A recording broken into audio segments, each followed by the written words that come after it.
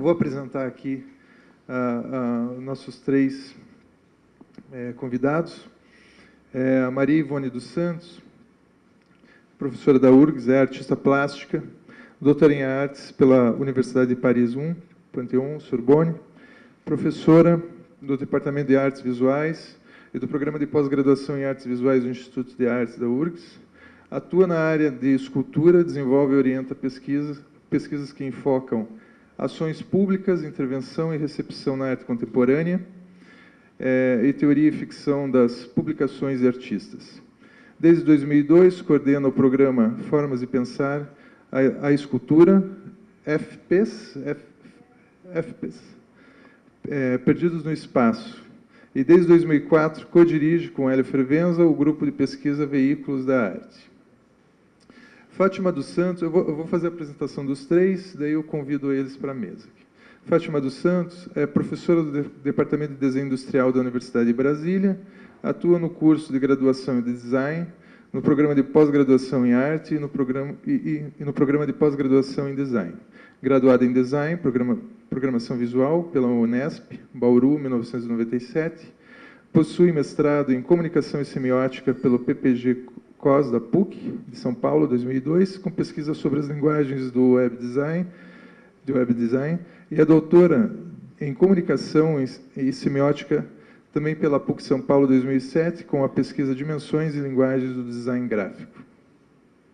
Luísa Gunter, UNB, é professora do Departamento de Artes Visuais da Universidade de Brasília e atua no PPG Arte, na linha de pesquisa e educação em artes visuais. Doutora, em 2013, Experiências Descompartilhadas, Arte Contemporânea e seus Registros. E mestre em 2007, com o título da dissertação Neoconcretismo, Manifesto e Praxis, em Sociologia da Arte. É também licenciada em Artes Visuais, 2005, bacharel em Sociologia, 2005, e bacharel em Antropologia, 2002.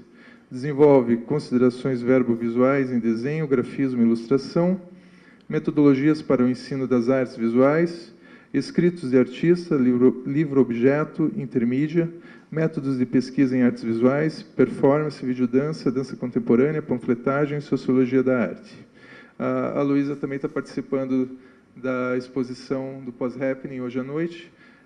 Também faço convite a todos vocês para presenciar, que ela está ficando uma exposição interessante. Estou participando do processo de montagem, está bem interessante. Todos os convidados terão 40 minutos, né? A gente estipulou aqui uma negociação em torno de 40 minutos de fala. Logo em seguida a gente abre para o debate. E, enfim, bom debate a todos. Maria Ivone, acho que...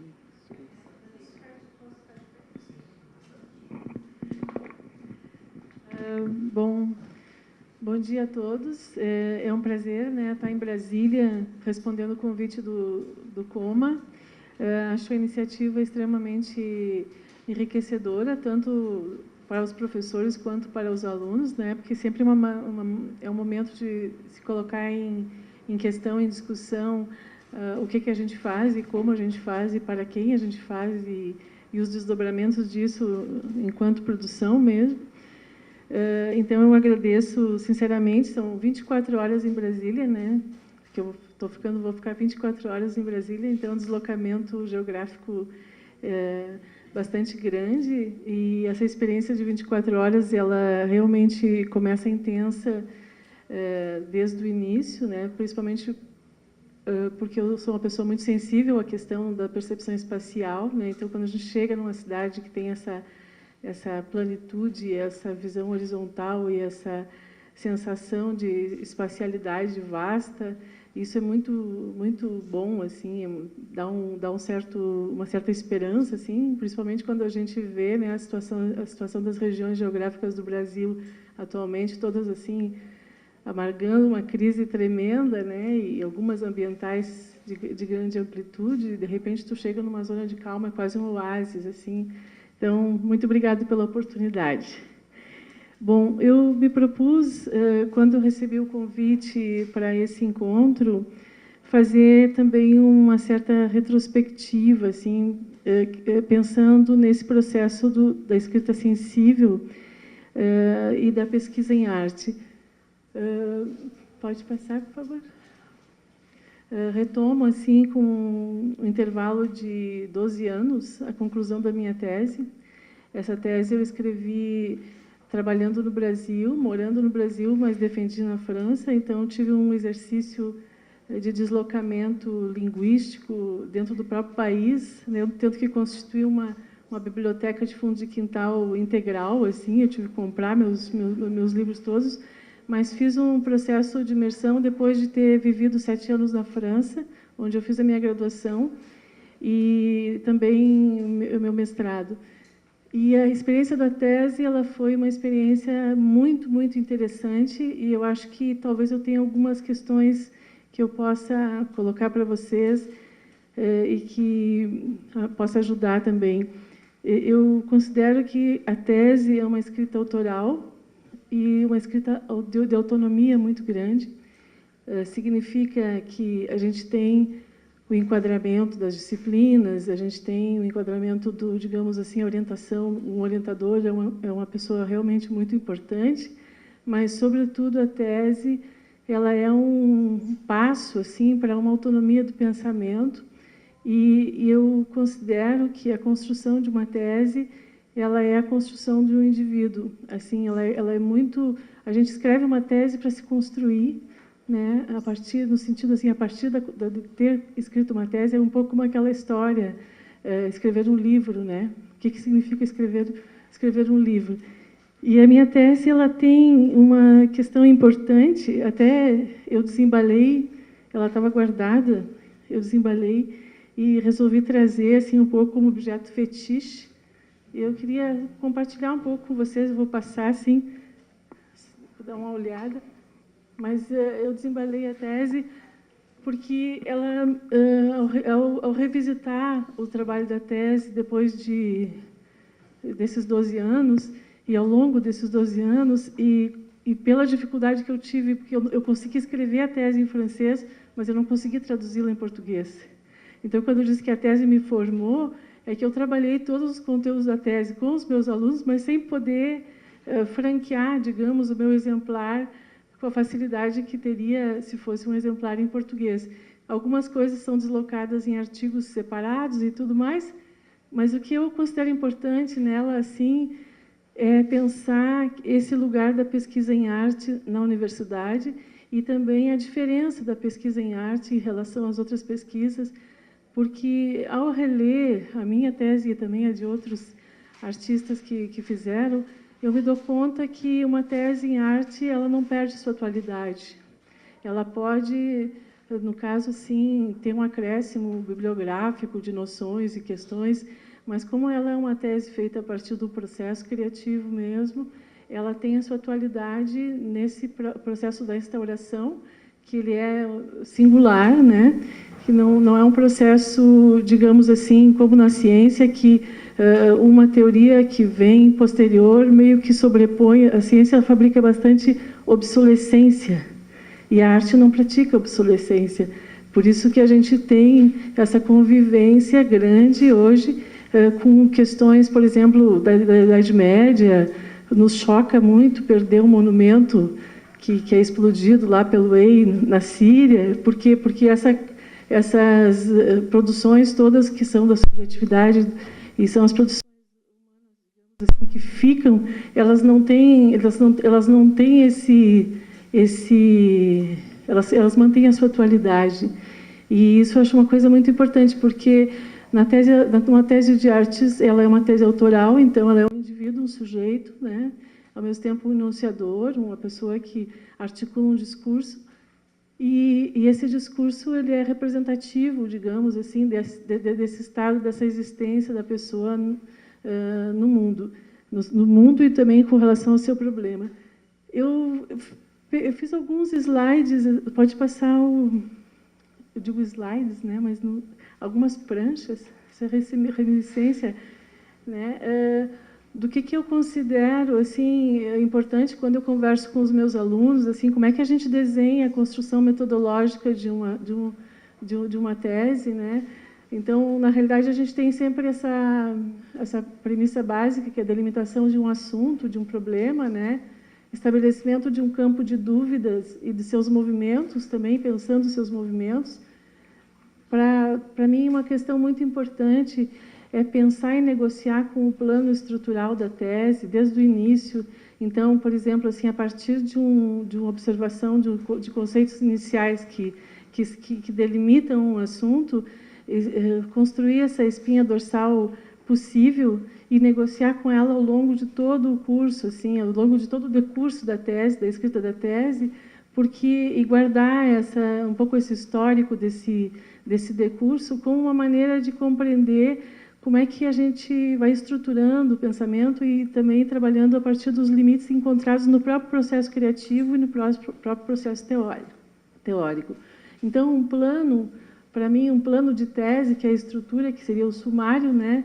Ele é meio que permeado pelos que eu chamo laboratórios artísticos e textuais, pelas hipóteses, experiências e derivas.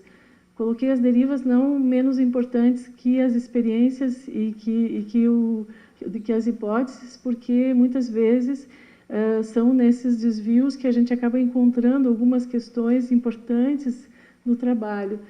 Então, como metodologia, nas poéticas, pelo menos é como a gente trabalha, né? A gente parte sempre do processo, a gente observa um conjunto de trabalhos, destaca as operações presentes naquele conjunto, né? A partir dali, levanta os conceitos, propõe os laboratórios, quando eu falo propor laboratórios, é assim, no trabalho artístico, muitas vezes a gente tem a gente pode pensar na forma de projeto, que é, na realidade, o projeto é assim, uma ideia que a gente tem e que a gente reduz ela para depois ampliar, né? Mas aí parece que a ideia já nasce pronta. E no laboratório, que é, na realidade, colocar uma coisa em processo, um processo em funcionamento, observar esse processo e refletir. E aí entra também a questão desse texto da pesquisa em arte, que tipo de texto é esse, como ele vai se articular, porque, na realidade, ele é um texto que nasce do contato e da presença com o fenômeno criado, observado, ou que a gente está às voltas, né? Num segundo momento, assim, digamos, após passar essa questão da reflexão, eu fico pensando muito nesse partir das reflexões e delimitar novos laboratórios práticos, né? E também estabelecer os diálogos com outros autores e artistas, né? E destacar as suas invenções. Quer dizer, quando a gente faz alguma coisa, encontra alguma coisa, é no texto que a gente destaca essas invenções, que a gente elenca. Aqui encontrei alguma coisa. É muito curioso, a gente tem um artista pesquisador que nunca entrou na universidade, mas que talvez seja o mais exemplar de todos para a arte brasileira, que é o Hélio Sica, né? Nos seus escritos do Aspiro ao Grande Labirinto. Quando ele está lá trabalhando nos metaesquemas, ele tem sempre os cadernos, as notas, e vocês devem ter tido contato já com o acervo de textos que está no Itaú Cultural, que é fantástico, assim, que são todos os cadernos escaneados. E ali, naquele processo do Oiticica, ele tem muito isso, assim, ele está trabalhando num dos 426 metaesquemas que ele fez, dos laboratórios metaesquemas, né, que eram desenhos de 40 por 50 centímetros, e ele, no meio daquele processo, num dos trabalhos, acontece alguma coisa ali de muito especial, ele destaca aquela invenção, no meio de um conjunto de figuras geométricas soltas no espaço, tem uma amarela, né, ele destaca aquele trabalho e diz: aqui eu passo para o espaço, no sentido, eu não estou mais no plano e eu vou para o espaço. E aí ele começa com os relevos espaciais, depois com os bilaterais, depois com os núcleos, depois com a arte ambiental. Isso tudo vai num crescendo, mas num rigor de observação assim muito importante, muito interessante.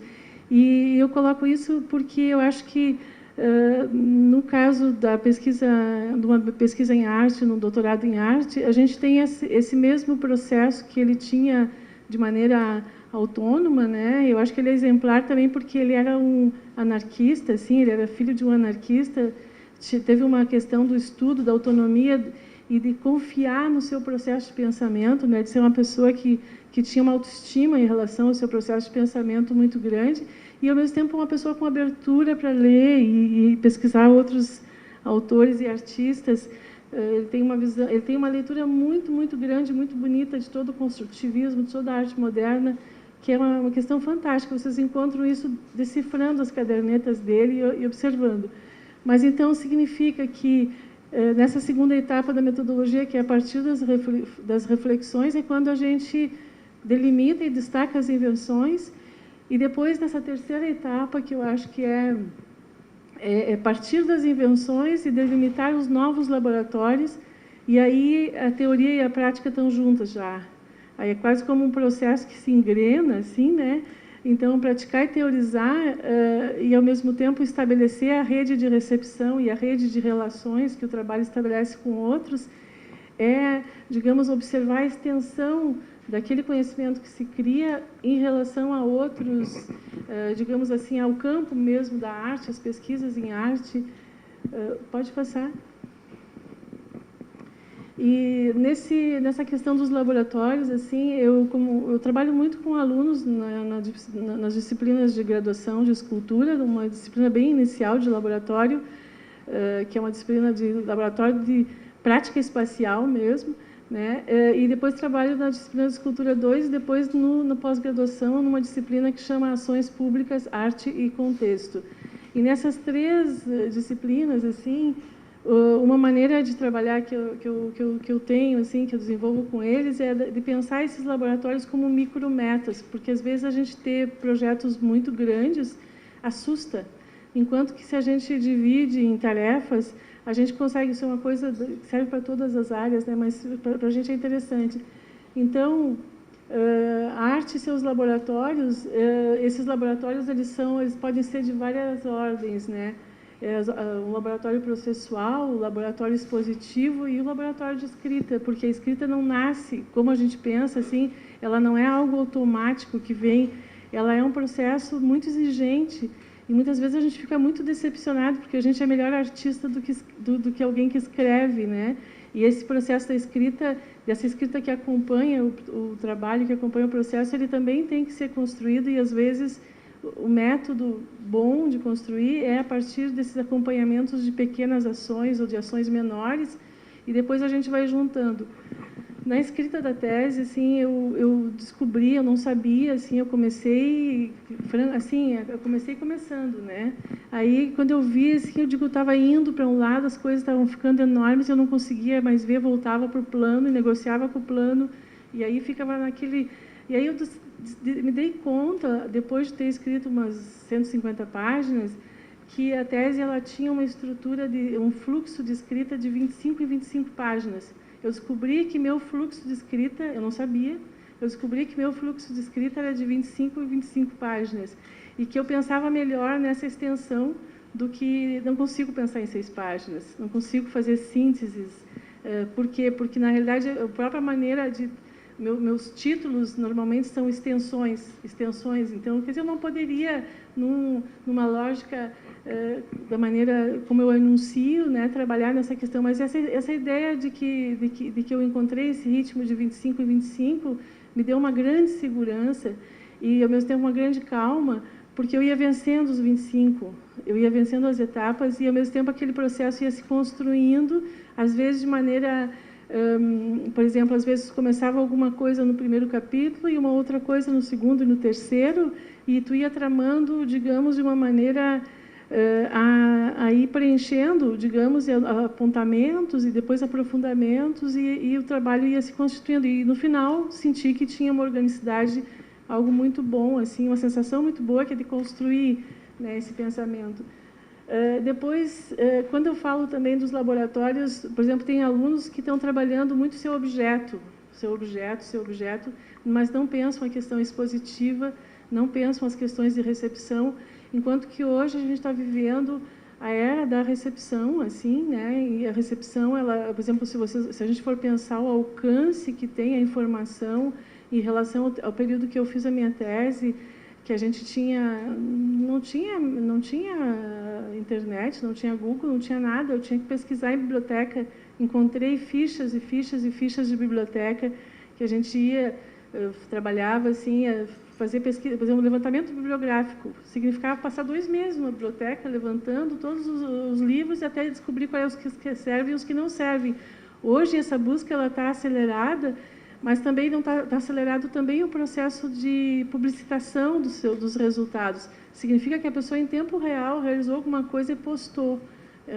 Às vezes, essa modalidade, digamos, da recepção rápida, assim, ela coloca também para a gente um questionamento interessante, assim, pensar o que mudou, né, nesse processo da exposição ou da publicitação da pesquisa em relação a tempos anteriores, que tu tinha que passar por todo um processo. Então, esses laboratórios da exposição, eu acho que eles são interessantes, porque alguns trabalhos, por exemplo, são feitos para a rede, alguns trabalhos são feitos para ser publicação, alguns fazem da instância de exposição uma questão importante. Os que trabalham com a intervenção urbana estão trabalhando, digamos, num corte da cidade, numa dimensão espaço-temporal que é de inserção e não necessariamente de avisar, de criar convite, de não sei o quê. É muito mais uma ação direta, assim, né?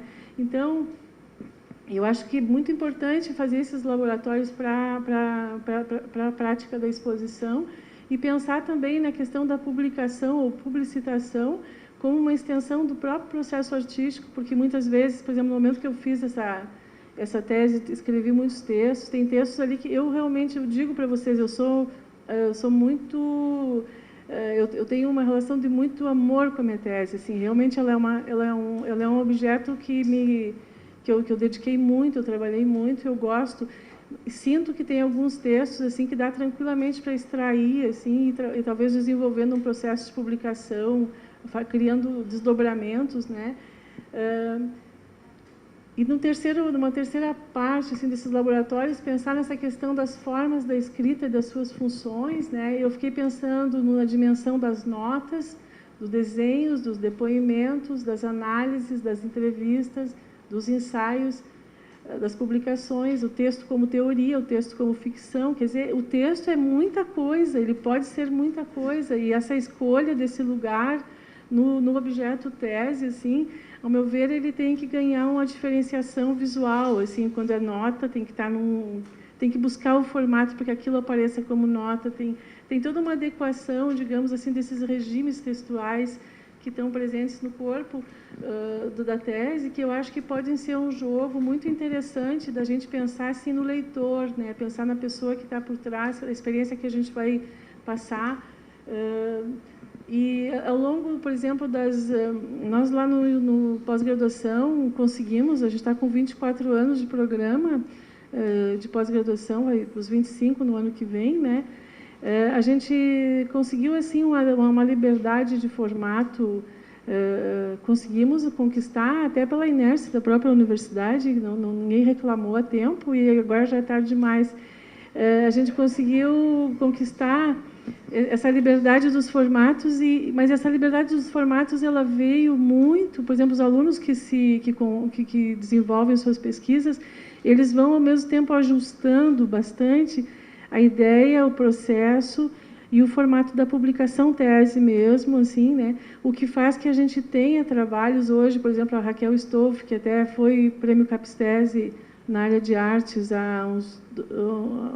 representando pelo menos representante da gente no prêmio Capstese de Artes, ela teve um problema que a tese dela gerou, que é o seguinte: ela está trabalhando com a questão do som no processo artístico, da sonoridade. Então, ela trabalha alguma coisa que é entre escrita, notação e trabalhos sonoros. Mas quando a tese dela, por exemplo, ela tinha notas de áudio, não eram notas de rodapé, eram notas de áudio. E ela tinha uma série de encartes. Então, ela teria que ter os encartes dos discos, as mídias anexadas e tudo mais. E ao ler o trabalho dela, assim, eu senti que ele era um objeto hipermídia por natureza e que o formato da publicação da tese dela deveria ser um formato hipermídia. Não indico isso a todos, eu não acho que isso seja uma coisa que se generalize, mas eu fico pensando muito que o pensamento em arte ele é tão rico também na forma do pensamento em arte. Então, ele produz as suas formas, né? Outra questão assim que eu trabalho bastante assim é quando a gente realiza um processo, um trabalho e tal, geralmente a gente tem aquela partezinha técnica que é fazer a legenda, né? O que é uma legenda de um trabalho, se não o processo todo de síntese dentro de uma informação, né? A síntese num plano de uma informação, de uma coisa que processualmente é enorme, demorou tempo, ocupou espaço, levou materiais e tal. Então, eu sempre gosto de prestar muita atenção a esse processo de quando a coisa chega e que ela sai, que ela já é a coisa, né? Que ela já está no mundo, assim, dessa função da legenda. E faço o exercício contrário quando eu gosto, por exemplo, de trabalho de... Porque a gente aqui no Brasil, principalmente, a gente tem, às vezes, conhecimento de trabalhos artísticos pela internet, conhecimento de trabalho artístico pela publicação. Muitas vezes a gente não tem assim, esse acesso direto com todas as obras. Algumas coisas a gente acompanha e vê. Então, eu gosto muito assim, de pensar nesse processo inverso, que é pegar um trabalho de um artista que eu gosto, assim, um trabalho, assim, né? Fazer uma análise quando tem uma questão que me interessa e, ao mesmo tempo, abrir a legenda. E o que é abrir a legenda? É você ter um sujeito, um tempo histórico, um como, né? Um processo material e a circunstância da sua apresentação. Tu tem os quatro elementos anteriores daqueles dos laboratórios que eu estava mais ou menos elencando para vocês. Eu me dei conta disso ao longo dos anos, que essa abertura da legenda devolvia a espessura da experiência na análise. Significa que se a gente parte de uma análise por familiaridade, não pode ser simplesmente só visual, a gente tem que entrar naquele processo, sabe, situar contextualizar aquele trabalho, e isso tudo vai criando uma espessura para as leituras e vai criando uma sensação que realmente é muito interessante, assim, de que a arte produz conhecimento, sim, sabe? E eu... deixa eu ver uma coisa.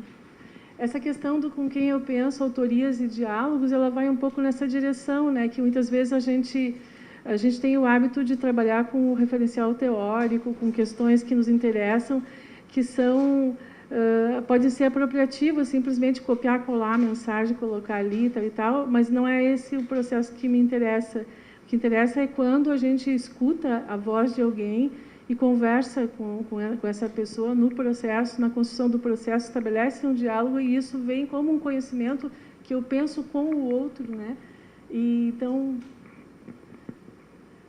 mas eu falei tudo isso também para vocês, para comentar essa questão da passagem. Nós falamos do Estatuto do Texto, que às vezes é nota, às vezes é teoria, às vezes é isso, mas e quando o texto é material mesmo, né? Quando o texto é o nosso material, o nosso como, né? Como que a gente faz as coisas. E eu percebi, assim, quando eu concluí a tese, eu percebi que eu tinha conquistado essa questão do texto, eu tinha conquistado ele como meu material também de trabalho. E passei, então, a trabalhar, isso é uma peça, são 3 peças gráficas que eu fiz a partir, depois de ter concluído a tese, né? Mas que eu coloco um pouco, novamente, como extensões do contato, quer dizer, além de todo o trabalho prático do processo todo da tese, essas questões ficaram, assim, é um trabalho que é de 2004 e 2009, ficaram 4, 5 anos sendo gestionados, que era o seguinte: na realidade, eu tinha um processo de trabalho o capítulo do meio da minha tese chamava o duplo tocar do gesto da fotografia. E nesse capítulo, eu estava trabalhando muito com a relação da observação, da plasticidade mesmo, de alguns gestos. Eu trabalho muito sempre com as minhas mãos, assim. E aí, por exemplo, eu estabeleci um protocolo de operações, que um laboratório, né, que eu faria, por exemplo, umas bandejinhas de metal, eu preencheria com massa de modelar, e essas bandejas teriam a mesma medida das fotografias que eu faria depois, que eu faria a partir desse enquadramento. Eu queria encontrar essa questão do 1 para 1, assim, porque a fotografia, geralmente, ela reduz. Tu consegue botar tudo no negativo e depois amplia. E eu queria encontrar essa relação do 1 para 1 e depois jogar com essa relação do 1 para 1. Então, eu comecei fazendo assim, trabalhando, como todos vocês, assim, cheio de compromisso, Antes de sair de casa, ia na minha bandejinha, trabalhava um pouco na massa de modelar, saía, fotografava, saía, voltava, jogava gesso em cima, aí voltava, fotografava aquele gesso e guardava. Aí depois mexia na massinha, né, e ia fazendo, fiz o que eu chamei uma época de, nomeei assim essa série de experimentações bem plástico-visuais, assim, de topografias de um contato. E depois eu fiquei com um tempo olhando essas fotografias preto e branca e me dei conta que elas eram muito sugestivas, porque parecia como se fossem relevos de uma geografia mesmo. Então eu escolhi alguns desses relevos, né? Fiz um recorte, apliquei uma grade cartográfica e comecei a sinalizar alguns pontos com palavras assim no interior dessas cartografias, criando o que eu chamei posteriormente então de cartografia de um contato. Não era mais topografia, mas sim cartografia. Fiz 4 cartografias dessas assim, jogando com a escala 1 para 1, 1 para 2, 1 para 3, 1 para 4, significa mexendo com o aumento, a redução desses relevos, e ao mesmo tempo, a cada vez que eu aumentava, como se abrisse na própria superfície da superfície do relevo, abrisse a possibilidade de um novo ponto linguístico. E aí eu deixei esse trabalho, é um trabalho assim, posterior à tese, mas que eu vou levando ele muito devagar, assim. E em 2009 eu resolvi abrir uma cartografia dessas, assim como eu abro a legenda, né, abrir uma cartografia dessas e gerar, então, trabalhos que são textuais. Esse do meio eu chamo Geografia Humana, é um texto para ser lido. Infelizmente está muito pequenininho, não tem definição, mas eu posso depois mandar para vocês a informação melhor. E fiz uma terceira peça gráfica, isso é impresso em offset, 50 por 50 centímetros, vai dentro de um envelope, né, uma peça gráfica, que eu chamo, então, as extensões do contato, e aí tem cartografia, geografia humana e indicações. E eu coloquei esses trabalhos, assim, pensando muito na possibilidade dessa partilha, desse trabalho enquanto múltiplo, né? Mas, ao mesmo tempo, quando é que um trabalho acaba e será que ele acaba?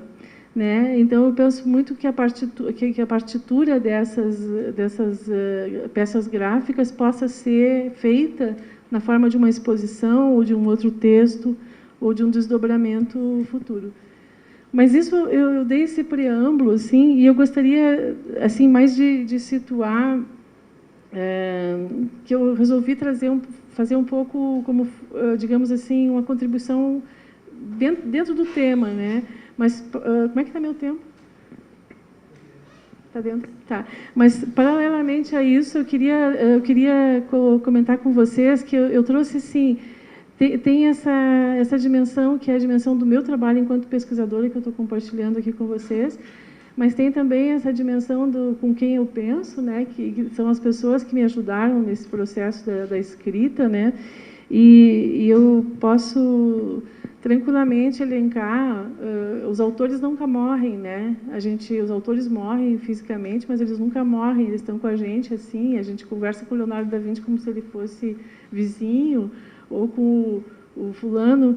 Então, tem um autor, né, que, na realidade, é com quem eu converso muito nesses últimos 30 anos, né, que é um autor francês, que talvez vocês conheçam, que chama Georges Perec. E o Georges Perec, ele foi convidado uma vez assim, a comentar um pouco sobre o processo dele. Né? Então, uma questão que eu não comentei com vocês na tese, mas que tem a ver, assim, a minha tese ela tem essa história, extensões do corpo, memória e projeção, mas ela é toda entrecortada, digamos assim, pelas relações existenciais, pelo meu trabalho, assim, e minha experiência de mundo também, porque antes de morar na França, eu morava no Brasil, né? E eu fiz umas viagens muito importantes, assim, para mim, pela América do Sul. Foram 3 viagens, a terceira teve 9 meses, assim, e eram viagens de trabalho, iniciáticas, assim, mas muito importantes, e eu, na tese, trabalho muito com isso, assim, essa questão de que maneira eu trago essas questões da geografia, ou da minha experiência territorial, ou da minha experiência de vida nesses locais, para o interior do trabalho. Então, tem uma série de trabalhos, assim, que discutem isso. Um deles, até, eu não trouxe imagem aqui, mas é que era muita coisa, né? Mas que eu queria comentar com vocês que a gente, às vezes, faz um trabalho para poder pensar, não sei se isso ocorre para vocês, mas para mim, a gente às vezes faz um trabalho para poder pensar em alguma coisa, depois de ter recorrido todos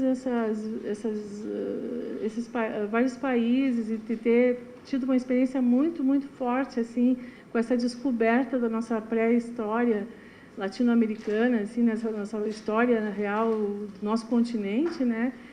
Eu lembro que eu fiz um trabalho, quando eu ainda morava na França, no início da tese, que eu forjei 5 dedais de metais. Eu tenho uma formação em joalheria inicial. Eu forjei 5 dedais em metal, né? O primeiro era em ouro, o segundo era em ferro, o terceiro era em prata, o quarto era em cobre, o quinto era em estanho. Esses dedais, na base deles, eu gravei o nome das minas respectivas relacionadas a esses dedais. Então, Serra Pelada, Carajás, Potosí, Chuquicamata e siglo XX. Cada um dos nomes são os nomes das minas mesmo, né? E esse objeto, na época, eu fiz, assim, rememorando, trabalhando esse projeto da tese também, esses projetos do meu trabalho mesmo artístico, eu fiz um objeto para pensar um pouco essa questão da mineração, dessa ambivalência entre a fascinação da descoberta de algo valioso e, ao mesmo tempo, todas as misérias humanas em torno dessa questão. E esse objeto, então, eu fiz para fazer uma performance que eu pego esses dedais de diferentes metais, né, e trabalho. É um objeto que eu fico para pensar e eu escrevi o texto que está na tese, que eu gosto muito, que é para isso. E aí foi quando agora aconteceu todo esse problema das minas, agora em Minas Gerais, esse insight de que o trabalho não morre, ao contrário, ele parece que se aviva com toda essa questão. E, ao mesmo tempo, essa relação forte entre aquilo que tu tem no mundo e aquilo que tu traz para dentro do teu corpo, e o corpo como um mobile, assim, digamos, da experiência, me pareceu muito interessante e foi meu objeto da tese. Quando eu terminei essa tese, assim, eu dei um tempo, porque eu tinha que trabalhar, né? Então, eu estava trabalhando no pós-graduação, já na graduação, e eu comecei a continuar essa mesma experiência de viagem, só que daí a partir da minha própria cidade.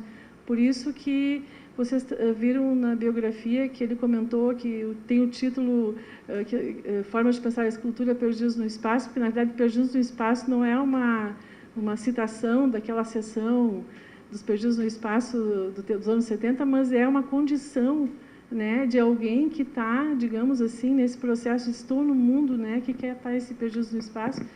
Então, eu começo todo um trabalho a partir da tese, no entorno da minha cidade mesmo, delimitando um ponto focal na cidade, que é um rio que atravessa a cidade, né, o Arroio Dilúvio, que tem um nome muito sugestivo. E, ao mesmo tempo, depois eu vou mostrar algumas imagens, mas eu queria dizer que o Jorge Perrec, para mim, foi uma pessoa muito importante nesse processo.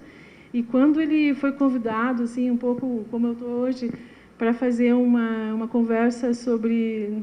que se chama, o título da conversa que o Perrec propôs era Notas sobre o que procuro. E, então, eu também me coloco na posição dele nessa conversa de hoje, né? E ele diz assim: se tento definir o que procurei fazer desde que comecei a escrever, a primeira ideia que me vem ao espírito é que jamais escrevi 2 livros parecidos, que jamais tive vontade de repetir uma fórmula em um livro, um sistema ou uma maneira de um livro precedente. A versatilidade sistemática muitas vezes encaminhou os críticos preocupados em encontrar de um livro ao outro uma pegada do escritor. E, sem dúvida, ela também desconcertou alguns dos meus leitores. Ela me rendeu a reputação de ser um tipo de máquina de produzir textos. Da minha parte, eu me compararia, de preferência, a um camponês que cultiva vários campos, um de beterraba, outro de alfafa, um terceiro de milho, etc. Da mesma maneira, os livros que escrevi se relacionam a 4 campos diferentes e 4 modos de interrogação que enunciam, talvez, no final de contas, a mesma questão, mas enunciam-nas segundo perspectivas particulares, respondendo a cada vez, para mim, a um outro tipo de trabalho literário. Então, o que eu penso num paralelo dos laboratórios é um pouco essa questão desses campos de cultivo, né? E daí, ele comenta nesse texto também que ele nunca teve a vontade para falar de uma maneira abstrata e teórica do seu trabalho. E mesmo se o que eu produzo parece vir de um programa há muito tempo elaborado, ou de um projeto, eu creio de preferência encontrar e provar o meu movimento caminhando-o. E a sucessão dos meus livros nasce para mim um sentimento às vezes reconfortante e às vezes desconfortável, porque sempre suspenso do livro que vai vir. É um inacabamento designando o indizível, para que tende desesperadamente o desejo de escrever. E ele percorre um caminho, baliza um espaço, traça um itinerário tateante, descreve ponto a ponto as etapas de uma pesquisa, cujos porquês eu não saberia dizer e não interessa dizer, mas somente o como. Então, eu me sinto confuso com a pesquisa dos porquês, né? Eu gosto dos livros, que os livros se escrevam e tomem sentido na medida que eu os escrevo, né? Porque eu escrevo, não sei, o instante mesmo onde, cessando de escrever, essa imagem se tornaria visível como um quebra-cabeça inexoravelmente acabado, não sei. Então, eu acho que o Jorge Perec, ele coloca, para mim, uma questão de método muito importante, que eu acho que é um método da pesquisa em arte, que é esse acercamento de proximidade com o seu objeto, com o seu processo, né? E esse processo não tanto de justificativa do porquê, mas do como. Esse como é todo o desenvolvimento. Nós vamos passar para aquele outro. E eu queria um pouco, assim, continuando com o tempo, 5 minutos, continuando com o tempo do Perec, comentando com vocês esse segundo desdobramento, que é, tipo, passar de pesquisador um pouco para uma prática de ensino voltada às questões da exploração espacial e da construção poética, e dentro do meu próprio trabalho e, ao mesmo tempo, como professora, né, no Instituto de Artes. Então, eu tenho duas frentes de trabalho, uma delas na pesquisa, que eu chamo as extensões da memória, a experiência artística e outros espaços. Não é esse aí, é o outro, o portfólio. Esse tu pode deixar aberto. Tá. E nessa pesquisa, digamos assim, que eu meio que vou trabalhar uma questão que o Perec também... Portfólio, isso. Pode passar o próximo. Pode passar.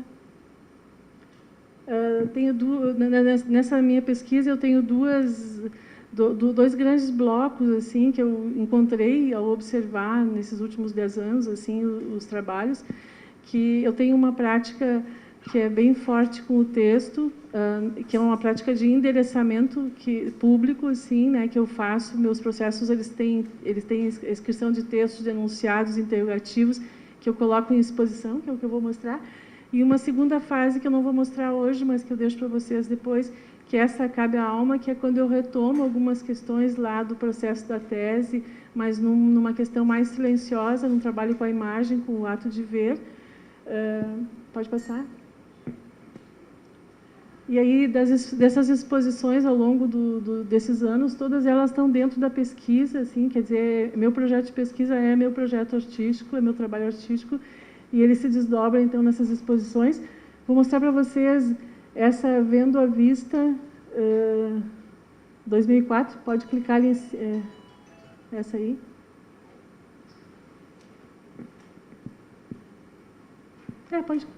Pode passar adiante, então. Que era uma exposição, eu fui convidada pela Regina Melim, não sei se vocês conhecem, ela é uma pesquisadora lá da UDESC, que trabalha muito com a questão do livro também, mas do texto, e ela tinha um espaço no centro de Florianópolis que se chama 803, 804, que era um apartamento que tinham cedido a ela para fazer algumas atividades enquanto a proprietária não vendia o apartamento. E aí ela convidou a mim e ao Hélio para fazer uma exposição, né? E eu eu fui até o local e comecei a explorar um pouco aquele local, fazer umas imagens do entorno a partir da janela e, ao mesmo tempo, observar um pouco como funcionava os acessos e tudo mais. E fiz uma videocarta que eu enviei para ser instalado nesse local, que era datada do dia 8 de maio, né, de 2004. na qual eu me dirigia à pessoa, mas assim, a videocarta mostrava imagens que estavam fora, e algumas que estavam muito fora, muito longe, na própria ilha de Florianópolis, e ao mesmo tempo tinha um texto correndo embaixo assim da videocarta, e esse texto eu começava com Porto Alegre, 8 de maio, tarará, eu situava historicamente, a partir de que tempo histórico eu estava falando, e aí eu colocava nesse texto assim, para a pessoa, você que subiu no 8º andar desse edifício, no centro de Florianópolis, tal, indexava, digamos assim, o próprio ato que ela já tinha feito antes, né? E, ao mesmo tempo, antes de finalizar a exposição, assim, uma semana depois que tinha aberto, o prédio o apartamento foi vendido e eu fiquei como culpada, porque, na realidade, foi uma ambiguidade que acabou sendo fato. Mas foi uma oportunidade muito importante, assim, de considerar o espaço expositivo para além, digamos, da sua função de container de um processo artístico, mas considerar ele como ponto de partida de um processo. Passar rapidamente. Aqui tem extratos da videocarta, né? E tem várias questões, assim, uma coisa que é muito presente nesse meu processo de interrogação dos espaços, assim, é essa geração de perguntas, né? Então, aqui pode passar porque não vai dar para ver tudo. No Rio de Janeiro, tinha sido convidado para uma nova exposição pelo Stefano Schella, da UFMG, e aí eu propus essa noção de endereçamento com uma coisa mais firmada mesmo, né?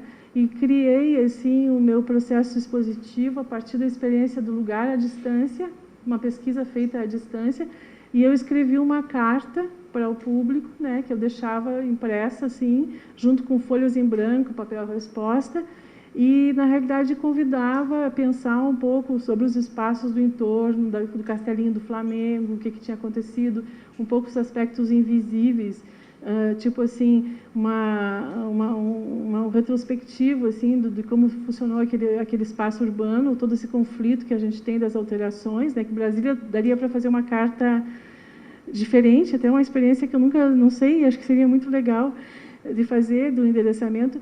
E aí, ao mesmo tempo, deixava essa questão do envelope-resposta, e isso também trazia uma mudança de posição do público, não mais como um espectador, que normalmente é um termo que a gente utiliza, né, mas como um leitor, né? Então, ele sentava, lia, ele escrevia, e claro que não é todo mundo que responde, mas foi muito interessante, porque na carta eu trazia esses aspectos do entorno, mas trazia também o meu rio lá de Porto Alegre, comentava sobre isso. Pode passar. Pode passar. Aqui está um pouco a questão da carta, novamente datada.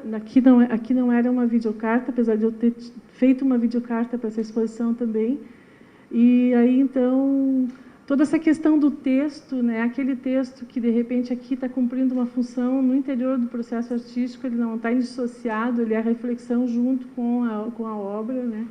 Pode passar. Cartas longas, né? Lá no fundo tinha uma videocarta que eu fiz para a ocasião também, onde eu trago o Arroio de Luve, comento com o povo do Rio de Janeiro sobre um rio que eu tenho em Porto Alegre, não sei o quê. Sempre pensando nessa relação entre a situação da recepção e o endereçamento ao público que vai assistir aquilo. Então, claro que eu vou gerando uma série de coisas que vão tornando um arquivo. E essa exposição, são exposições antigas, assim, eu resolvi fazer uma coisa meio retrospectiva, mas elas têm continuidade ao longo desses anos todos, mas essa eu considero uma exposição muito completa, muito importante, que foi a abertura do Simpro, que era da sala de exposições do Simpro, do Sindicato dos Professores do Rio Grande do Sul, e eles fizeram a exposição inaugural e convidaram a mim e a Elaine Tedesco, que é uma artista lá de Porto Alegre, que trabalha com a cidade também, e eu propus, então, vendo o entorno, que era ver o entorno, né, vendo o entorno, mesmo processo de investigação, seguindo um pouco a ideia do Perrec. O Perrec tem no livro Espécie de Espaço uma metodologia que é, tipo assim, observar o espaço de tempos em tempos, ver os seus fluxos, entender o funcionamento, saber anotar as coisas, anotar o que há de notável. Então, eu fiz um processo de reconhecimento do entorno da exposição, escrevi essa carta, pode passar. Então, na realidade, assim, a exposição ela é composta de imagens, textos, dessa mesa escritório, que se propõe como uma leitura daquele lugar da cidade, né? Tem uma série de documentos assim que eu tive que fazer pesquisa, então, quer dizer, todo esse processo, que uma exposição é um processo de pesquisa também, né? Pode passar. Pode passar. Aqui é um pouco o espaço expositivo que eu ocupei, que é essa parte da frente, né? E, ao mesmo tempo, como ele está ocupado, então tem fotografias com textos, tem a carta nessa mesa. Mas o que eu quero chamar a atenção mais, pode passar? Tem uma panorâmica que eu fiz da frente do espaço expositivo, né? Dividido em 2 módulos, assim, que mostra esse entorno. Pode passar? O mapa antigo da região e o mapa atual. Pode passar, pode passar. E aqui, nesse jogo entre as imagens e textos, a cada vez era trabalhar uma questão do sensível, justamente da escrita, como algo que é um gancho, que pega o leitor, assim, né? Aqui a gente vê, assim, algumas perguntas, assim, o que constitui a paisagem dessa cidade, coisas muito gerais, né? Vão indo e tal, depois... como dizer ao público o que é público, o que é privado, analisando esse entorno, tal, pode passar. Quem explora a cidade, mas eu gostaria que vocês atentassem para as 4 questões, lá de cima, mas principalmente as 3, o que foi sonhado, o que foi construído e o que resiste ao tempo, que fazem parte desse laboratório, dessa exposição, e que são questões que depois eu desdobrei em outros trabalhos, e que, ao mesmo tempo, são questões que me acompanham até hoje, que elas meio que se destacaram desse laboratório para gerar o seu próprio laboratório. Pode passar, vou passar bem rápido, aí eu quero chegar mais adiante, mas essa exposição foi na Argentina, em Mar del Plata, onde eu levo também as 3 questões do que foi sonhado, do que foi construído, do que resiste ao tempo, porque eu sinto que elas são questões chaves que serviriam para qualquer situação, e a cada situação elas reposicionariam as respostas. Pode passar? E aqui eu trabalho com texto, né? Pode passar? Pode passar? Aqui a questão do texto numa exposição em Rio Grande, pode passar? Onde eu vou trabalhar o texto na parede, assim, e também a carta e a mesa com endereçamento, as respostas, e a relação com esse entorno da Fundação... do Espaço Ideia da Fundação Universidade de Rio Grande, que tem um lago e tal, que as pessoas quase nunca andavam pelo campus, assim, então é todo esse processo de reconhecimento do espaço. Pode passar? Pode passar? Pode passar? E aí eu quero passa mais rápido, assim, eu quero chegar nas questões das questões volta, esse o que foi sonhado, o que foi construído, o que resiste ao tempo. Eu fiz uns cartazes em serigrafia desses, tipo, que se cola em tapumes, assim, né? E coloquei em algumas regiões da cidade, que eram espaços de transformação, assim, mas espaços muito importantes para a cidade, mas que por processo de negociação política foram sendo sobrepostos, e aquilo que era uma praça inicialmente virou depois uma rodoviária, depois de ser rodoviária trouxeram os camelôs da área central e colocaram ali em cima, e depois fizeram um estacionamento, então é tipo um sanduíche 3 em 1, e aí eu coloco essas questões nesse tapume, né? O que foi sonhado, o que foi construído, o que resistiu ao tempo, um pouco como uma investigação também sobre esse lugar, né? Uma questão pública, assim. Pode passar?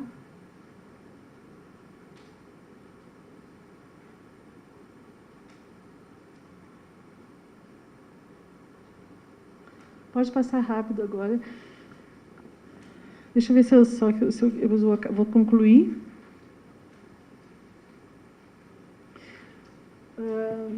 Na realidade, assim, eu quis... essa mesma questão, pode passar...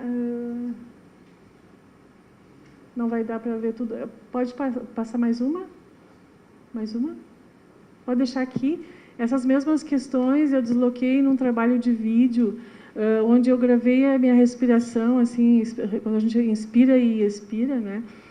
Eu gravei esse som e depois coloquei as questões um pouco na cadência desse som, aparecendo e desaparecendo, ficando menores e maiores de acordo com a respiração, e coloquei nas paredes do Solar do Barão, lá em Curitiba, assim, que é um solar muito bonito, um espaço cultural muito interessante, meio que conversando com aquele local, assim, né, que é um local que foi conservado, mas que ao mesmo tempo hoje acolhe a arte e essas questões todas.